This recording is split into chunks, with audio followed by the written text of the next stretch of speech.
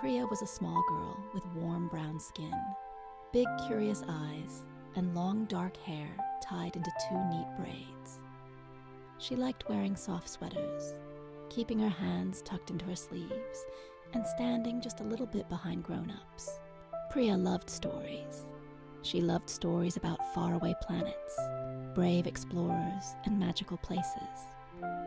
But Priya was also very shy. When other kids talked loudly, Priya listened. When they ran ahead, Priya stayed back. Inside her heart, Priya had a quiet wish. I want to be brave, she thought. Just a little bit. One afternoon, Priya's mom took her to the big neighborhood library, a tall, peaceful building with wide windows and shelves that reached almost to the ceiling. The library smelled like books and calm. That's when Priya saw a colorful sign. Today, library treasure hunt. Priya's heart fluttered. The library felt even bigger inside. Rows and rows of books stood quietly, like friendly giants. There were signs hanging from the ceiling. Picture books, animals, science, space. Behind a wide desk sat Mrs. Alvarez, the librarian. She had silver hair in a bun, kind eyes, and wore a bright scarf covered in tiny stars. Mrs. Alvarez smiled warmly at Priya. Hello there. Are you here for the treasure hunt? Priya nodded, her fingers twisting together. Mrs. Alvarez handed her a small paper map and whispered, Remember, you can always ask for help. Priya took a deep breath. She stepped forward. The first clue read, Find a book about planets. Priya's eyes widened. Planets! She loved planets. Round, glowing worlds spinning in space. But where were the planet books? Priya looked around. So many shelves. So many signs. Her heart started to beat faster. Then she remembered the hanging signs. She slowly walked until she found one that said, Science. Under it was another sign, Space. Priya smiled. She traced her finger along the shelves until she found a book with a shiny red planet on the cover. Mars. She opened it carefully. Wow, she whispered. Mars is very far away. She tucked the next clue from inside the book into her pocket. The second clue was trickier. Find a book that teaches how stories begin. Priya frowned. She wasn't sure what that meant. Her feet felt heavy. She looked back at Mrs. Alvarez, who was helping another child. Priya hesitated. Then she remembered the quiet promise she made to herself. I can try, she thought. Priya walked up slowly. Excuse me, She said softly. Mrs. Clare bent down to Priya's height. That was very brave, she said kindly. Stories begin in the fiction. She pointed to a sign shaped like an open book. Priya felt warm inside, she had asked. As Priya searched the fiction shelves, another child appeared beside her. He had short curly hair, round glasses, and wore a blue shirt with tiny stars. I like space books too. With a friendly smile. My name is Leo. Priya smiled back. I'm Priya. They searched together. Leo read the signs out loud. Priya checked the shelves carefully. They found the book together. Inside was the final clue. The last clue led them to a small table near the window. On it was a tiny box filled with shiny bookmarks, star stickers, and a note. The note said, "The real treasure is curiosity and courage." Priya felt proud. She had found books, asked for help, and made a friend. Leo waved. Want to come back next week? Yes. As Priya left the library, she looked back at the tall shelves. They didn't feel scary anymore. They felt full of possibilities. Priya squeezed her library card. I'll be back, she whispered. Because Priya learned something important. Being brave doesn't mean being loud. It means taking small steps forward, and libraries are full of treasures waiting to be found. In a friendly little neighborhood lived a child named Sam. Sam had soft curly hair, warm brown eyes, and a face that often looked thoughtful. As if Sam was always noticing the world a little more closely than others. Sam wasn't the loudest child on the street. Sam wasn't the fastest either. But Sam noticed things. Sam noticed when someone dropped their books, when someone sat alone, when someone looked tired or sad. One quiet afternoon, Sam was helping tidy the kitchen when something caught Sam's eye. On the highest shelf sat an empty glass jar. It was round and clear, with smooth sides that caught the sunlight and made tiny rainbows on the wall. Sam lifted it carefully. The jar felt important. "I wonder what you're for," Sam whispered. That evening, Sam's grandma came to visit.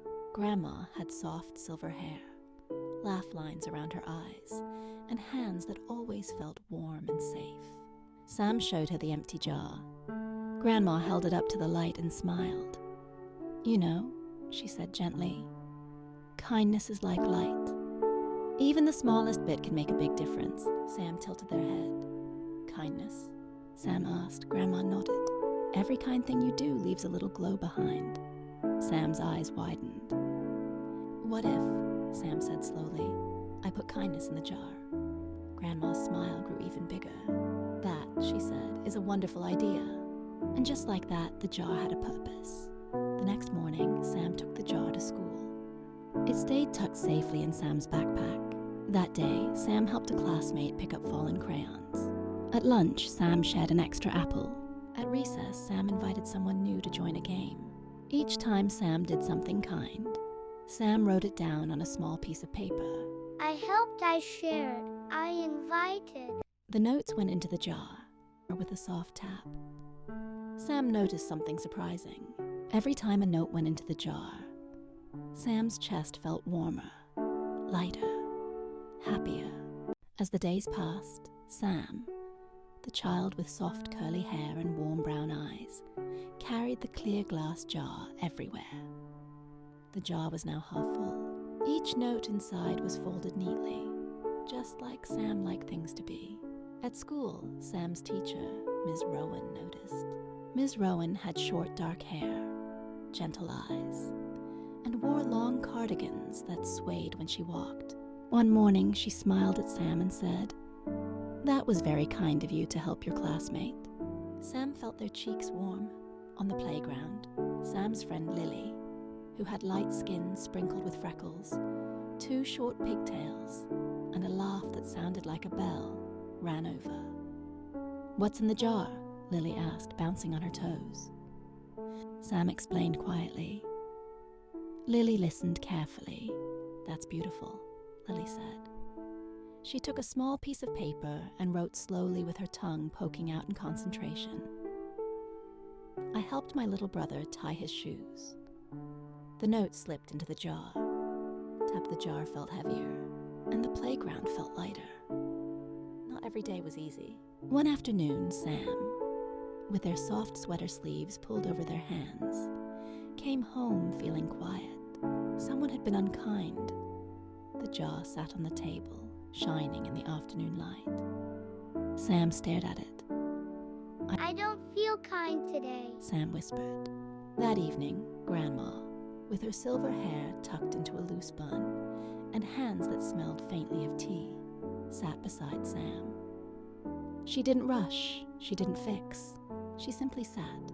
Being kind doesn't mean you never feel hurt. Grandma said softly. It means you try again, even when it's hard. Sam thought for a long moment.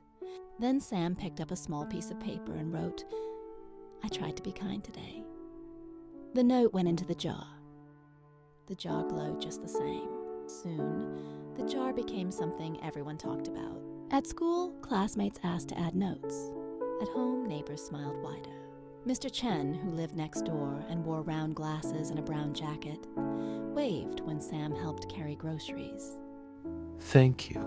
He said. Sam wrote another note. At dinner, Sam's parents, Mom with her long dark braid, Dad with his soft beard and gentle voice, listened as Sam shared stories from the jar. "We're proud of you," Mom said. Sam looked at the jar. It wasn't just glass anymore. It was full of stories. One quiet evening, Sam sat with Grandma again.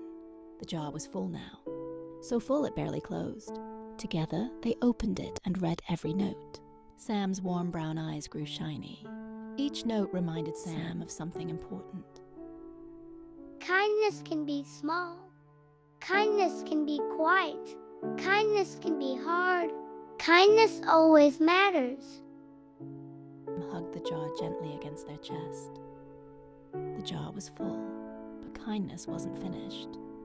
Because kindness doesn't stay in jars. It moves, it spreads, it lives inside people, especially people like Sam, the child who notices. When words hurt, kind words can keep you safe. In a friendly neighborhood lived a child named Noah.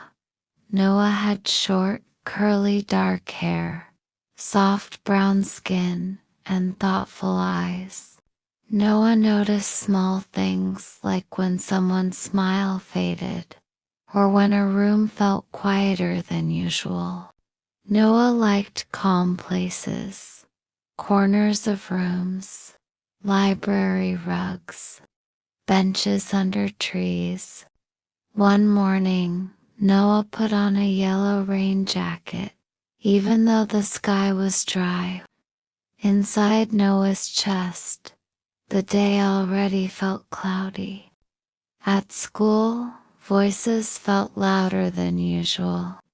Words bumped into each other. Some words felt rushed. Some words felt sharp. Noah pulled his jacket closer. That afternoon, Noah came home slowly. Behind the door stood an old umbrella. It was sky blue, with tiny white stars along the edges. One metal spoke bent just a little, but the fabric was still strong. Noah picked it up and opened it. Whoosh! The umbrella felt comforting. Noah's mom noticed she had gentle eyes, long hair tied loosely, and a voice that always sounded like she wasn't in a hurry. Some days, she said softly, our hearts need shelter. She touched the umbrella lightly. Words are like weather, she continued. Some words rain, some words storm, and some words protect. Noah nodded. The umbrella felt special now. The next day, Noah didn't bring the umbrella to school, but Noah carried the idea of it. When a classmate dropped crayons, Noah said gently, I can help you. when someone felt left out at lunch, Noah said, You can sit here with me. when a friend looked unsure, Noah said, You're doing okay. each time Noah spoke a kind word, Noah imagined opening the umbrella. The clouds inside Noah moved slowly apart. Noah noticed something else too. Kind words didn't just protect others. They made Noah feel steadier, braver, calmer. One day, a word slipped out at recess. It wasn't meant to be kind. It landed hard. Noah felt it like a sudden cold rain. At recess, Noah sat alone on a bench, fingers wrapped tightly around the strap of his yellow jacket. The clouds came rushing back. That's when Ava appeared. Ava had freckles scattered across her nose, light hair in a messy ponytail, and a voice that felt honest and steady. She sat beside Noah without asking. I have cloudy days too. Ava said. Noah looked down. Ava continued. Kind words don't stop the rain right away, but they help us stay warm until it passes. They sat quietly. The rain inside Noah softened. After that day, Noah listened more carefully. Noah noticed when words could help. Noah said, Thank you for waiting. That was kind of you. I'm glad you're here. Each word felt like opening the umbrella wider. Soon, others began to use kind words too. The classroom felt calmer. The playground felt friendlier. The cloudy days didn't last as long. The umbrella in Noah's imagination grew big enough to share. One evening, Noah stood by the window. The sky outside was clear and soft. Inside Noah's chest, it felt the same. Noah understood something important. Kind words don't have to be loud. Kind words don't have to be perfect. Kind words can protect hearts, including your own. Noah folded the imaginary umbrella gently. It would always be there.